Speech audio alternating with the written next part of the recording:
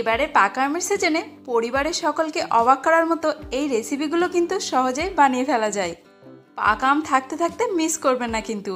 আজ আমি আপনাদের সাথে শেয়ার করব পাকা আমের লুচি আর আমের পায়েস।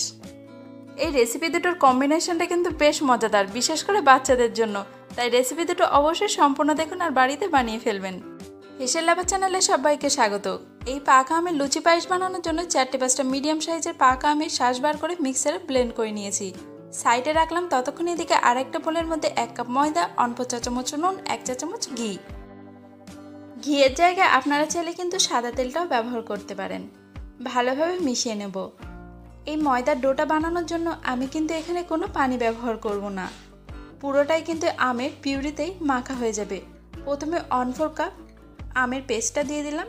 দেখুন, এখানে আপনারা যতটা ময়দা নেবেন সেই পরিমাণে আমের পেস্টটা নেবেন, মানে কোনো পানি ব্যবহার করবেন না, পুরোটা এই আমের পেস্টেই কিন্তু মাখা হয়ে যাবে।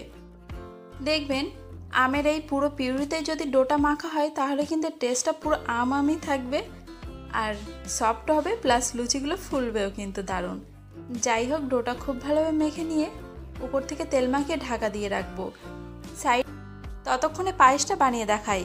তার জন্য আমি 1/4 কাপ মানে 50 গ্রাম গোবিন্দভোগ চালকে 2 ঘন্টা মতো আগে ভিজিয়ে রেখেছিলাম।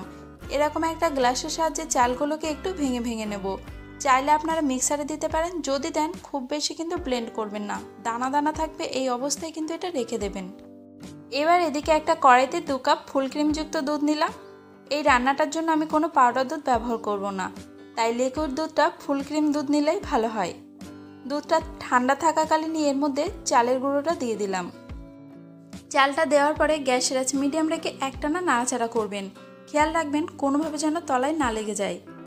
10-15 মিনিট এটাকে রান্না করবেন। যখন দেখবেন চালটা সিদ্ধ হয়েছে আর দুধটা বেশ ঘন আঠালো হয়ে এসেছে, তখন গ্যাসের আঁচটা অফ করে দেবেন।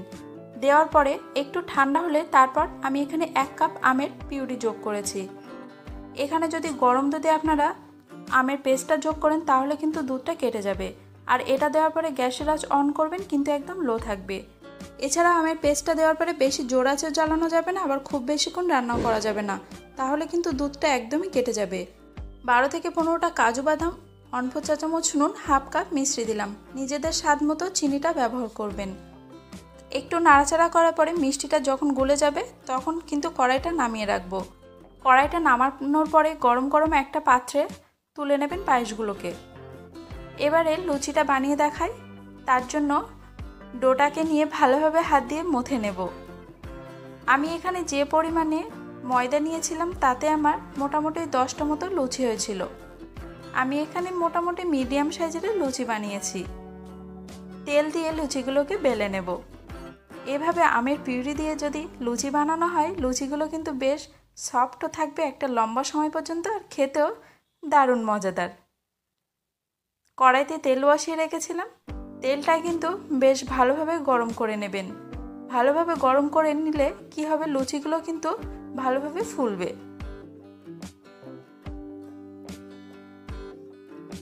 একইভাবে আমি সব লুচিগুলোকে বানিয়ে নিয়েছি। আর এভাবে কিন্তু সব লুচিগুলো আমার ফুলকো ফুলকোই হয়েছিল। কেমন লাগলো আজকের রেসিপিটা জানাতে একদম ভুলবেন না। আপনাদের মতামত, আপনাদের কমেন্ট আমাকে কিন্তু এরকম লোভনীয় রান্না বানানোর জন্য অনেকটাই উৎসাহিত করে, তাই অবশ্যই কমেন্ট করবেন। এরকম বিভিন্ন রকম রেসিপি, নিত্য নতুন লোভনীয় সব কিছু দেখার জন্য আমার চ্যানেলটা সাবস্ক্রাইব করতে ভুলে যাবেন না কিন্তু। তাহলে দেখা হোক আবার পরবর্তী ভিডিওতে।